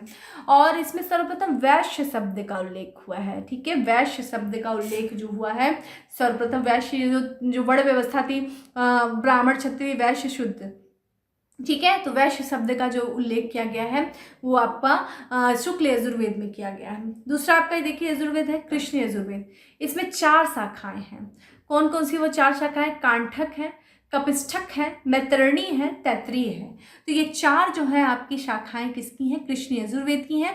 और ये किस रूप में है, ये आपका गद्य रूप में है। तो यानी कि शुक्ल यजुर्वेद जो कि पद्य रूप में है, कृष्ण यजुर्वेद जो कि आपका गद्य रूप में है। और ये किसकी शाखा है, आपके यजुर्वेद की शाखाएं हैं। तो ये कुछ इंपॉर्टेंट है, आइए देख लेते हैं। इससे जुड़े हुए जो ब्राह्मण है आपका यजुर्वेद का जो ब्राह्मण है वो आपका सतपथ ब्राह्मण है। और इसके रचनाकार कौन थे? ऋषि याज्ञवल्क्य ने इसकी रचना की थी। याज्ञवल्क्य ऋषि, याज्ञवल्क्य और गार्गी का संवाद भी देखिएगा इसमें होगा। तो देखिए इसमें क्या है कि सबसे प्राचीन और सबसे बड़ा ब्राह्मण ग्रंथ है। पूछा जाए सबसे प्राचीन और सबसे बड़ा ब्राह्मण ग्रंथ कौन सा है, तो आपका शतपथ ब्राह्मण है। इसके रचनाकार कौन थे? महर्षि याज्ञवल्क्य थे।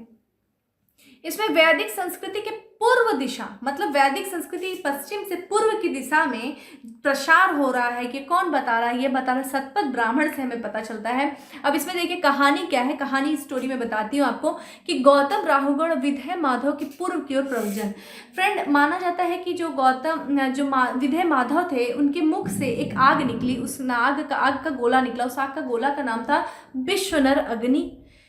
ये विश्वनर अग्नि को माना जाता था कि ये अग्नि जो थी कभी नहीं बुझ सकती थी, कभी नहीं बुझ सकती थी, इसलिए ये आग का गोला। अब ये आग का गोला क्या था? जब जैसे ये सतलज नदी के तट पे खड़े थे वहां से आग निकली और ये पूरब की तरफ जितने भी जंगल थे उनको जलाती हुई चली गई, सबको जलाती। और विधेय माधव और राहुगण जो थे, विधेय माधव और गौतम राहुगण उस आग का पीछा करते हुए उस आग की तरफ, जैसे जैसे वो आग जिधर पूर्व की तरफ जा रही थी वो पीछे पीछे चले जाते रहे।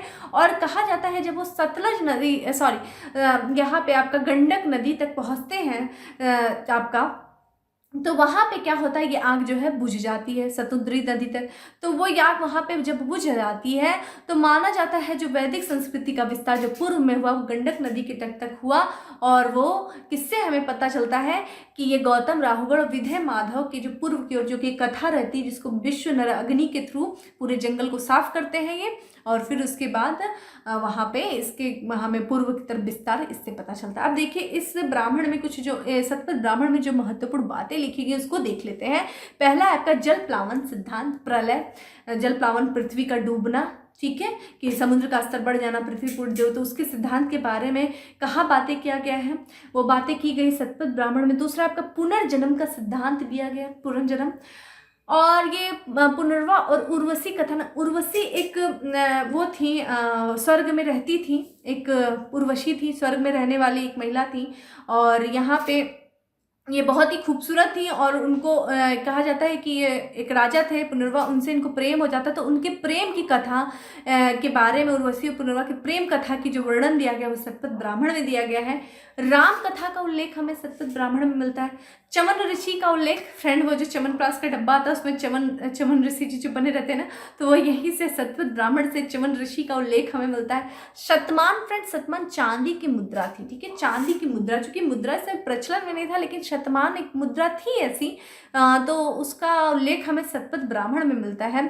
और कुलाल चक्र, कुम्हार के चक्र का उल्लेख हमें शतपथ ब्राह्मण में मिलता है। फ्रेंड ये सारी चीजें 2-4 बार पढ़ना बहुत इंपॉर्टेंट, सारे क्वेश्चंस ये सब आते हैं, सब क्वेश्चंस ही आए हुए हैं जो इसमें सारे लिखे हुए हैं। अब इसका देखिए यजुर्वेद का उपनिषद, देखिए कौन सा यजुर्वेद का उपनिषद है, बृहदारण्यक उपनिषद। हमने पहले ही बात किया कि ये सबसे बड़ा उपनिषद है। और देखिए इसमें बात किया गया है, इसमें जो गार्गी, याज्ञवल्क्य और गार्गी, चूंकि हमने देखा ना कि शतपथ ब्राह्मण के रचनाकार कौन थे, याज्ञवल्क्य थे। और जब बृहदारण्यक उपनिषद देखेंगे तो हमें गार्गी एक विदुषी थी, इस समय ये एक ऋषि, तो ये वहाँ पे चूंकि बहुत विद्वान ऋषिका थी। आप उत्तर वैदिक काल के जब सामाजिक जीवन पढ़ेंगे तो हम उसमें बात करेंगे गार्गी, तो ये बहुत विद्वान थी। तो राजा जनक के दरबार में क्या होता है, राजा जनक के दरबार में एक प्रतियोगिता चलती है, वाद विवाद की प्रतियोगिता, तो उसकी कहानी संवाद चलता है, एक प्रतियोगिता राजा जनक के दरबार में। तो इन्होंने, चूंकि जो गार्गी थी वो काफ़ी विद्वान थी, तो इन्होंने चुनौती दे दी याज्ञवल्क्य को, और देखा जाए तो वो विजय, मतलब एक तरीके से वो विजय की तरफ जाने लगी है, वो उनकी जीत होने लगी थी। तो याज्ञवल्क्य को ये बात अच्छी नहीं लगती है और उन्होंने गार्गी को बहुत तेज से डांटा कि बैठ जाओ नहीं तो तुम्हारा सर फोड़ दिया जाएगा, ठीक है। तो एक तरीके से क्या दिखा रहा है उस समय के समाज के बारे में, ये भी दिखा जा रहा है कि महिलाओं की स्थिति बहुत ऊंची नहीं थी, वो महिलाओं को अपने ऊपर नहीं देख सकते थे। गार्गी को जीतता हुआ देख करके याज्ञवल्क्य ऋषि को यहाँ पे अच्छा नहीं लग रहा है। यहाँ पे ये भी दिखाया जा रहा है कि याज्ञवल्क्य और गार्गी का संवाद हमें बृहदारण्यक उपनिषद में, और यहाँ पे जब उनको याज्ञवल्क्य को लगता है कि गार्गी अब जीत सकती हैं इस संवाद में, तो उन्होंने डांट दिया गार्गी को कि बैठ जाओ नहीं तो तुम्हारा सर फोड़ दिया जाएगा। वो हमें कहाँ मिलता है, बृहदारण्यक उपनिषद में। ये सारे स्टेटमेंट के आधार पर हम इनके जो विभिन्न इकाइयां समाज की उनका निर्धारण करेंगे फ्रेंड, इसलिए सब आपके माइंड में ये सब चलना चाहिए। तैत्तिरीय उपनिषद है फ्रेंड, इसमें क्या दिया गया, इसमें देखिए अन्न उपजाओ, अधिक अन्न उपजाओ का नारा दिया गया है। अंत बहुकृत त्रिदवृत्तम, त्रिदवृत्तम, ठीक है, अधिक उम्र अनुपजाऊ। अन्य से ही क्या है, अन्य को क्या मान रहे हैं कि अन्य से ही, अन्य ही समस्त वस्तुओं की उत्पत्ति करता है, अन्य से ही मनुष्य की उत्पत्ति का साधन है। अन्य को बहुत ज़्यादा विशेषता दी गई। आप देखिएगा कि पूर्व वैदिक काल जो कि पशु प्रधान, पशुपालन वहाँ पे ज़्यादा होता है, वहाँ पे पशुपालन को वरीयता दिया गया है। द्वितीय के स्थान पर कृषि। वहीं जब आप उत्तर वैदिक काल में आएंगे तो कृषि जो है, कृषि वो प्रधानता, कृषि की प्रधानता हो जाएगी। जितने मंत्र होंगे वो कृषि से जुड़े हुए होंगे, अधिक अनुपजाने वाले होंगे, मौसम को इस सब सारी चीज़ों से जुड़े हुए होंगे, ठीक है। इसी के आधार पे देखिए इसमें क्या, अन्न को ब्रह्म कहा गया, अन्न ही ब्रह्म है। यहाँ अतिथि देवो भव का उल्लेख है। इनक्रेडिबल इंडिया का हमने टैगलाइन भी ना, अतिथि देवो भव, इनक्रेडिबल इंडिया कहाँ से लिया गया है, तैत्तिरीय उपनिषद से लिया गया है। और ये तैत्तिरीय उपनिषद है किसका, यजुर्वेद का है, ठीक है। इसका देखिए नेक्स्ट लास्ट उपनिषद कौन सा है, कठोपनिषद है फ्रेंड। कठोपनिषद में देखिए फ्रेंड, इसमें क्या बात की गई, यम नचिकेता की कहानी। नचिकेता एक बच्चा रहता है और यमराज रहते हैं, तो उनके बाद में जो नचिकेता जो रहता है वो मृत्यु लोक चला जाता है और वहाँ पे यमराज से वो प्रश्न करता है कि मृत्यु क्या है, मरना क्या जरूरी है, मृत्यु के बाद की जिंदगी क्या है, मृत्यु नहीं हो तो क्या हो, मृत्यु हो तो। उससे काफ़ी यमराज प्रभावित हो जाते हैं कि एक बच्चे के दिमाग में इतने बड़े बड़े प्रश्न है, तो उसका संवाद, उसकी कहानी क्या, यानी कि मृत्यु संबंधी जो चर्चा की गई है वो कहाँ किया गया, वो कहाँ किया गया है, कठोपनिषद में किया गया है। बहुत प्यारी स्टोरी है, आप इसको कभी गूगल सर्च करके ये सब चीज़ें पढ़ा करिए, काफ़ी चीज़ें मिलती, दर्शन मिलता है हमें अपने इतिहास का, बहुत अच्छी चीज़ें हैं ये सब। अब देखिए भारतीय दर्शन, षड दर्शन का प्राचीनतम जो सांख्य दर्शन है, सांख्य दर्शन ऋषि का कपिल ने इसको लिखा था, कपिल द्वारा इसकी रचना की गई थी। तो सांख्य दर्शन के जो बीज मिलते हैं हमें कहाँ मिलते हैं, कठोपनिषद में मिलते हैं, ठीक है। उसका देखिए हमारे यजुर्वेद का जो नेक्स्ट है जबल उपनिषद है, जबाल उपनिषद। इसमें 4 आश्रमों के बारे में बात किया गया है। पहला जो आश्रम है ब्रह्मचर्य के बारे में बात किया गया है, जो कि 25 वर्ष तक की होती है। गृहस्थ आश्रम फ्रेंड सबसे ज़्यादा इंपॉर्टेंट है, गृहस्थ आश्रम। गृहस्थ आश्रम का उल्लेख हमें जबाल उपनिषद में मिलता है, जो कि 25 से लेकर के आपका 50 वर्ष तक की आयु तक का है। नेक्स्ट है हमारा वामप्रस्थ आश्रम, 50 से लेकर के 75 वर्ष तक के बीच का है। और संन्यास है आपका 75 से लेकर के 100 वर्ष के बीच में। मतलब मनुष्य क्या है, लगभग उस समय 100 वर्ष मानी जाती थी। तो और उनका जो 4 आश्रमों का उल्लेख है वो जबाल उपनिषद में है, ठीक है। और देखिए ये जो, अगर ये पूछते हैं आपसे कि जो 3 ऊपर के उपयुक्त जो 3 आश्रमों का सर्वप्रथम उल्लेख जो हुआ था वो छांदोग्य उपनिषद में हुआ था, ठीक है। और चारों आश्रमों का एक साथ उल्लेख, जो चौथा आश्रम जुड़ा गया संन्यास आश्रम, वो आपका जबाल उपनिषद में हुआ था, ठीक है। नेक्स्ट है आपका ईशावास्य उपनिषद है। इसमें क्या है, तेन तकतेन भुजित जा, यानी कि त्याग के साथ संसार का उपयोग करो, ठीक है। त्याग के साथ, त्याग की बातें कर रहे हैं, बात कर रहे हैं निष्काम कर्म के, यानी कि कर्म करो, फल की इच्छा मतलब निष्काम कर्म करो, ठीक है। ये गीता का जो हमें सार दिखता है कुछ ऐसा यहाँ पे ईशावास्य उपनिषद में हमें देखने को मिलता है कि निष्काम कर्म की भावना है, त्याग के साथ संसार का उपयोग करने की बात कर रहे हैं। इस तरीके से हमने यजुर्वेद के बारे में, उसके ब्राह्मण ग्रंथों के बारे में, उसके उपनिषदों के बारे में देख लिया, इंपॉर्टेंट बातों को देखा। सारी चीज़ों को ध्यान से देखना बहुत इंपॉर्टेंट है। अब देखिए हमारा जो नेक्स्ट वेद है वो है आपका सामवेद, जिसको कहते हैं बुक ऑफ सॉन्ग्स, यानी कि इसमें गीतों का संग्रह दिया गया है। जब यज्ञ हो रहा है तो अगल बगल जो गीत गाए जा रहे हैं उनका संग्रह, उनका संकलन कहाँ है, वो सामवेद में है। साम का अर्थ होता है गायन, ठीक है, गायन होता है। और सर्वप्रथम इसका संकलन जैमिनी ऋषि द्वारा किया गया था। और इसके पश्चात सुकर्मा ने, यानी कि जो फाइनली शुरुआत जो किया था इसका संकलन कर रहे थे जैमिनी, लेकिन मोस्ट इंपॉर्टेंट किसका नाम है, वो आपका सुकर्मा है, ठीक है। सुकर्मा ने इसको फाइनली जो रूप दिया, जो इसका जो अपना योगदान दिया, सबसे महत्वपूर्ण योगदान, वो माना जाता है सुकर्मा का।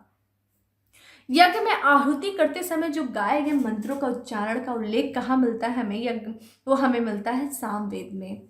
सामवेद के अधिकांश मंत्र देखिए ऋग्वेद से लिए गए हैं, इसीलिए इसे ऋग्वेद का अभिन्न अंग माना जाता है। हमने पहले ही बात किया, जो ये काफ़ी ज़्यादा हमने मंत्र जो लिए हैं वो ऋग्वेद से लिए हैं। चूँकि इसमें 549 जो है 1549 मंत्र हैं, वो आपके किससे पूरे हैं, जिसमें से 75 इसके मूल मंत्र हैं, 75 तो इसी के हैं, लेकिन 1474 मंत्र जो लिए गए हैं वो आपका ऋग्वेद से लिए गए हैं। अब ये किस रूप में है फ्रेंड? ये पद्य रूप में है। हमने यजुर्वेद को देखा पद्य और गद्य दोनों रूप में था, और सामवेद को देखे तो पद्य रूप में है। अब देखिए जो भारतीय संगीत का जो सप्त स्वर है, सारे गामा पाधा निशा, ये जो सप्त स्वर है कहाँ से लिया गया था? वो लिया गया था, उसकी जानकारी हमें सामवेद से ही मिलती है, और इसीलिए सामवेद को भारतीय संगीत का जनक माना जाता है। इसे उद्गाती ने सबसे पहले गाया था। अगर पूछा जाए किसने सबसे पहले गाया था सामवेद को, तो उद्गाती ने गाया था। और इसमें ध्रुपद राग शायद भोर में गाई जाती है। ध्रुपद राग का उल्लेख हमें मिलता है, कहाँ से मिलता है? वो हमें मिलता है सामवेद से। इसकी 3 शाखाएं हैं फ्रेंड, हमने बात किया था, चार्ट देखा था, तो कौथुम है, रड़ायनी है और जैमिनी, ये 3 शाखाएं थी। अब देख लेते हैं इसमें क्या क्या, इसके ब्राह्मण कौन से हैं और इसके उपनिषद कौन से। देखिए इसमें टांड ब्राह्मण है, जिसको पंचविश के भी नाम से जाना जाता है। टांड ब्राह्मण किसका है? वो आपका सामवेद का है। इसमें देखिए क्या क्या बात है, क्योंकि इसमें 25 अध्याय हैं, इसीलिए इसको पंचविश कहा जाता है। टांड ब्राह्मण के 25। अब देखिए इसमें बातें क्या क्या की गई हैं। इसमें देखिए भूकंप, बाढ़, सूखा, अग्निकांड आदि पर नियंत्रण के मंत्रों का उल्लेख है फ्रेंड।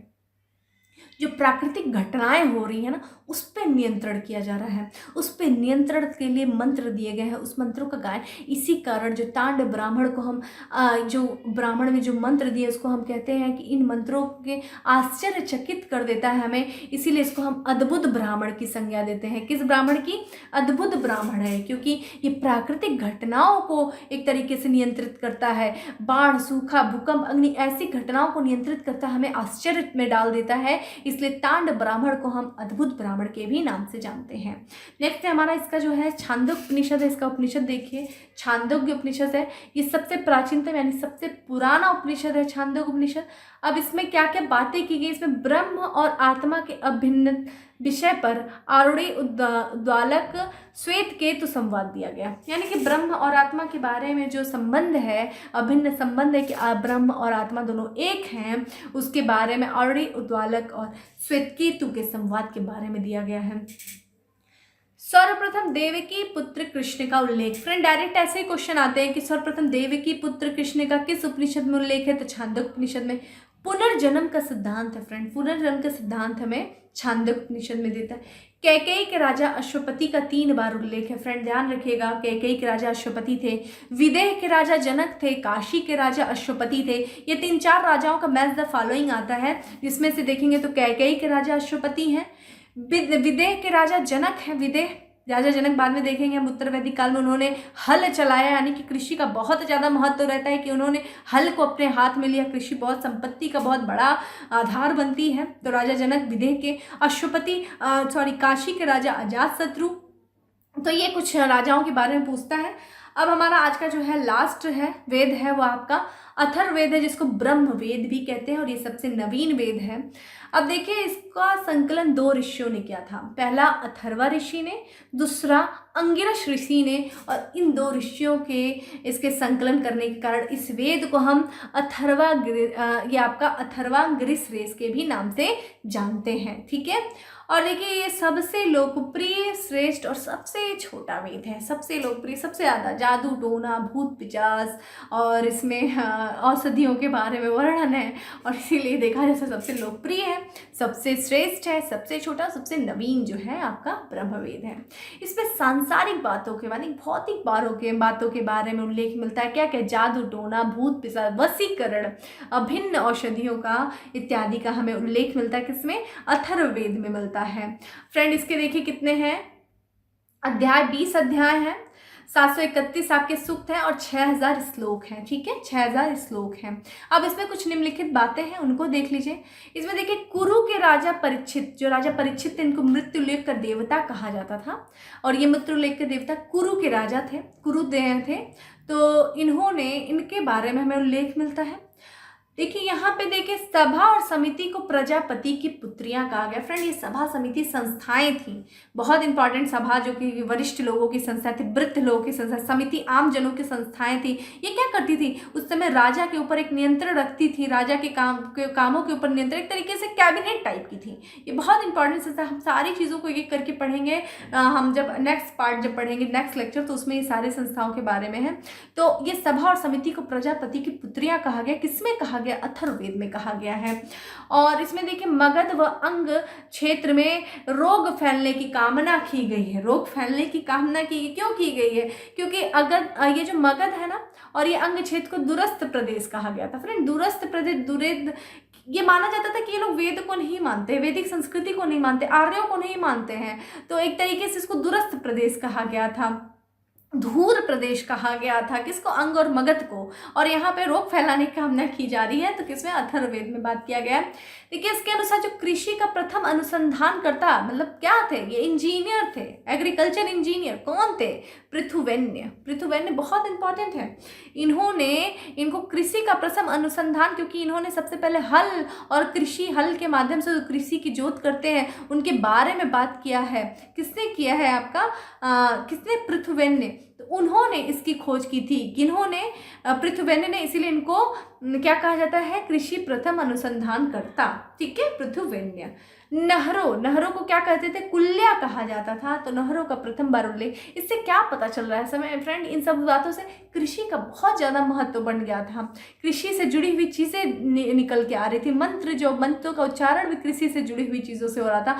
तो उत्तर वैदिक काल में कृषि का बहुत ज़्यादा महत्व था। वही हम जब पूर्व वैदिक काल पढ़ते हैं तो उसमें क्या था? पुत्र, गाय का बहुत ज़्यादा, क्योंकि पशु प्रधान था वो, गाय को अघन्या कहा जाता था। वहाँ पे आराधनाएं, पूजा पाठ जो होती थी वो पुत्र और गायों को प्राप्त करने के लिए वो आराधनाएं की जाती थी। तो ये सारे फर्क हैं, ये आगे हम बहुत अच्छे से इन डेप्थ जाकर के पढ़ेंगे, कंपेयर करेंगे बहुत, तो चीज़ें आपको थोड़ा सा क्लियर होंगी। अब इसका जो मुंडकोपनिषद है, अथर्ववेद का मुंडकोपनिषद, देखिए उसमें क्या? सत्यमेव जयते यहीं से लिया गया। हमने पहले ही चर्चा किया था, जो हमारे राज चिन्ह में जो उल्लेख है सत्यमेव जयते का, उसमें मुंडकोपनिषद से था। नेक्स्ट बात की गई है इसमें, यज्ञ को टूटी फूटी नौका के समान बताया गया। यज्ञ क्या है? यज्ञ को टूटी फूटी नौका के समान बताया गया है। यानी कि यज्ञ जो है, यज्ञ यहाँ पे एक तरीके से कर्मकांड का विरोध किया जा रहा है, धार्मिक कर्मकांडों के विरोध हो रहा है यहाँ पे, है ना। यहाँ पे अयमात्म ब्रह्मा की बात की जा रही है। ठीक है, नेक्स्ट हमारा इसका मांडुक उपनिषद है, जो कि सभी उपनिषदों में जो है ये क्या है? सबसे छोटा है। ठीक है, सभी उपनिषदों में जो सबसे छोटा था वो कौन है? आपका मांडुक उपनिषद। ठीक है फ्रेंड, तो इस तरीके से हमने अथर्ववेद से जुड़ी हुई सारी चीज़ों को देखा। हमने वेद देखा, तो हमने वैदिक साहित्य, वैदिक संस्कृति के बारे में सारी चीज़ों को पढ़ा। तो जो हमने क्या देखा आज के लेक्चर में? हमने देखा कि वैदिक साहित्य का काल, वैदिक संस्कृति का काल के बारे में देखा, उसके स्रोत के बारे में कि किस तरह से हमें वैदिक संस्कृति के बारे में पता चल रहा है, उसके संस्कृति के इवन हमने उत्पत्तिकर्ता को देखा। जो वैदिक साहित्य के अंतर्गत जो विभिन्न जो वेद पाए जाते हैं, जो ब्राह्मण ग्रंथ, जो उपनिषद है और जो अरण्यक हैं, उपनिषद अरण्यक, की सारी चीज़ें पता, जो उनकी विशेषताओं को देखा। तो आज की क्लास में हमने इतनी सारी चीज़ें देख ली। नेक्स्ट क्लास में हम पढ़ेंगे वैदिक संस्कृति की जो विभिन्न इकाइयाँ थी, सामाजिक, राजनीतिक, आर्थिक, सांस्कृतिक, इन विभिन्न इकाइयों के बारे में पढ़ेंगे। तुलनात्मक अध्ययन करेंगे किसका? पूर्व वैदिक काल का उत्तर वैदिक काल से, कि उस समय क्या था और फिर बाद में क्या क्या परिवर्तन हुए, कौन सी चीज़ निरंतर चली आई, किन चीज़ों में परिवर्तन हुआ। इन सारी चीज़ों को एक साथ देख लेंगे तो हमारा वैदिक कल्चर जो कि यहाँ समाप्त हो जाएगा। फ्रेंड, ये जो पहला पार्ट था ये काफ़ी फैक्ट्स था, इसको 2-3 बार आप बार देखना, चार्ट बना के सामने पढ़ लेना। तो फ्रेंड मिलते हैं फिर हम नेक्स्ट वीडियो में, जो कि होगा वैदिक कल्चर का नेक्स्ट पार्ट। तो फ्रेंड तब तक के लिए bye, have a good day.